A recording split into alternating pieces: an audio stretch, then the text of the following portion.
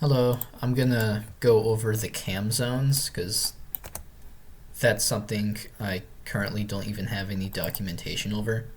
In your project folder down here, in Blueprints, Camera, there is this blueprint cam zone.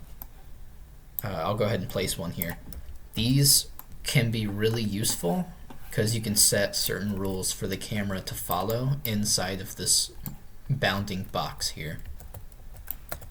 This graphic in the middle doesn't show in game, it's just there to help you understand which way the direction is, because this X direction here will be pretty important for some of the things.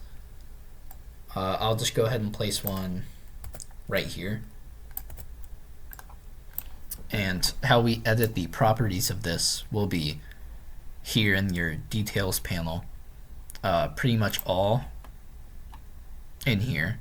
I've created little custom things here based on what you want. So there's a couple things in default. Override all other zones will make it so that no matter how many zones you're in, this is the only one that will give any effects. If you have two of them overlapping and they both have this true, I honestly don't know what would happen, but I don't think we'll ever have that situation because we really shouldn't. Zone acts as default. All this does is set it to be so when they're inside this zone, the controls will just be how they are when they are not inside the zone. So using that, you can put that zone inside of a bigger zone to make a little pocket of the normal functionality, if you so want. Basically, when I was adding stuff in here, I was just thinking of any possible thing that we might need at some point. Disable auto pivot, that's a big one, because when the player is running around, as they turn left and right, the camera will pivot to show their surroundings better. And the player can also disable it themselves by pressing an input. But if I turn it back on and I walk into the cam zone, it will turn off on its own. And then when I leave, it'll be back on. So this could be really useful for some platforming sections where this behavior here would get really, really annoying. These ones, they just disable the look input when the player uses the right joystick to turn the camera. That might be useful for some things. I separated it based on axis, but you can also just turn both of them on. Lock location. Okay, so this one locks your camera to a certain location. Let me just make sure I'm recording this still before I get too deep. I am. Okay, good. So none of these will do anything until you turn this on. And this is the world space vector where the camera will be locked to. So 0, 0, 0, this is going to look really messed up because that's really far away. But we can see what will happen.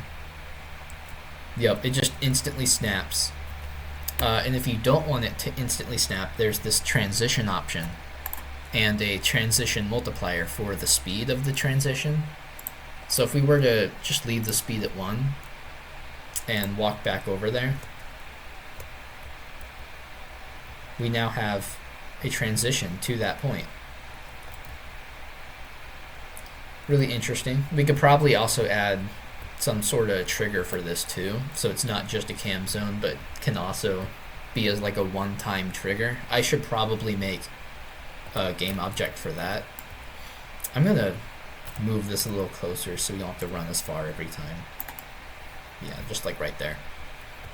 And if you turn this up to like 10, it'll either make it slower or faster. I don't remember. Yeah, it makes it faster because it's a multiplier. That's right. But even with a setting of 10, it's still not instant. Let me turn that off. Contain view. This doesn't work yet. This one I'd like to come back to. I should probably not have this exposed right now though, since this doesn't work at all. So we're going to skip that one. This one does nothing. center view. This one will center your view to whatever direction you specify here. So if I just put, I don't know, Y1, let's see what happens there. I haven't messed around with the manual directions too much. Yeah, okay, it looks like the manual direction doesn't really do much, but honestly, I think using these options is plenty. So what these do is, it uses the zones forward, the x-axis, to center the camera. And if you just set this one, it will always rotate to point where the x is going. But if you also turn on use forward as axis, it will use the whole axis, meaning if this way, pointing this way, is closer, it will point that way. I'm going to turn that back off here, just to show what would happen if you don't turn that on. It makes it so that it automatically points that way. But if you turn the other one on as well, then it will work like this, where it will center it that way when you're heading that way. But this way, it will get to the nearest axis, which is forward. So what this is really good for is for things like tunnels. And there's also a multiplier for that too. If you want it to be a slow transition, you can do 0.1.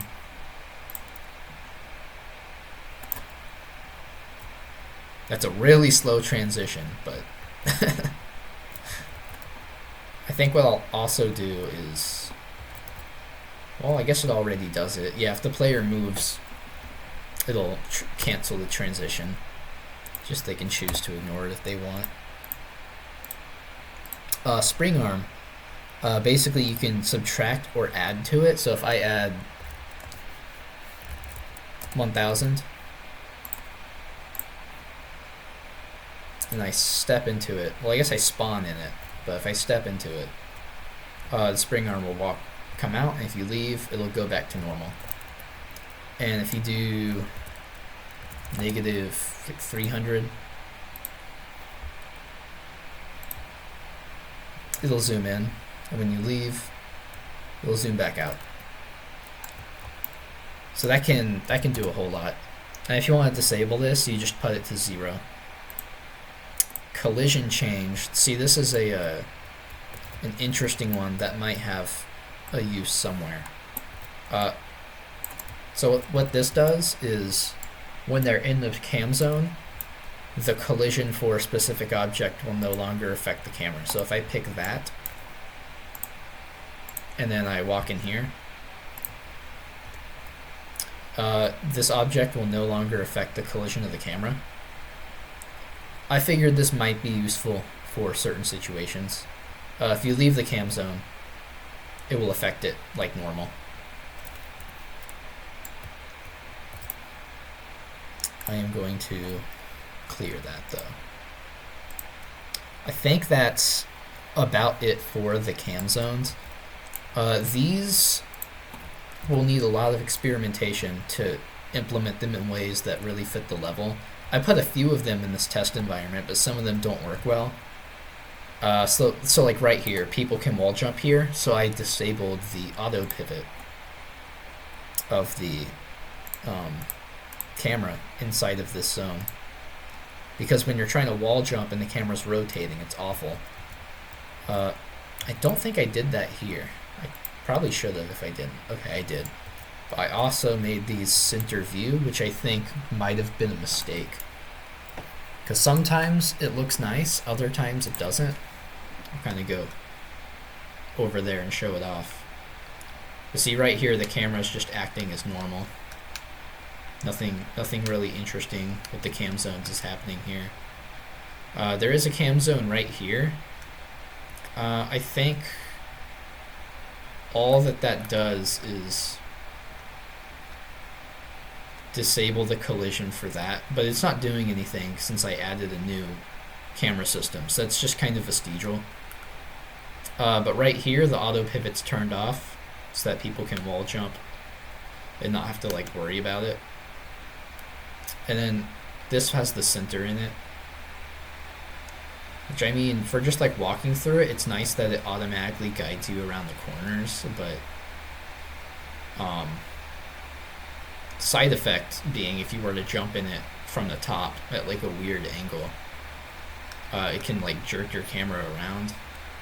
So I'm not sure if I really like if you were to like do this or something. It works okay a lot of the time, but there's some occasional moments where it's weird, like that. Maybe it would be different if I changed where they were positioned. That's just an example to show. Yeah, see, that was weird there. It's an example to show that we have to be kind of careful with it. But there's still a lot that can be done. Really useful. For now, that's about it for cam zones. I'll show what the lock position looks like when it isn't going to world origin and doesn't look awful. Yep. That looks much nicer.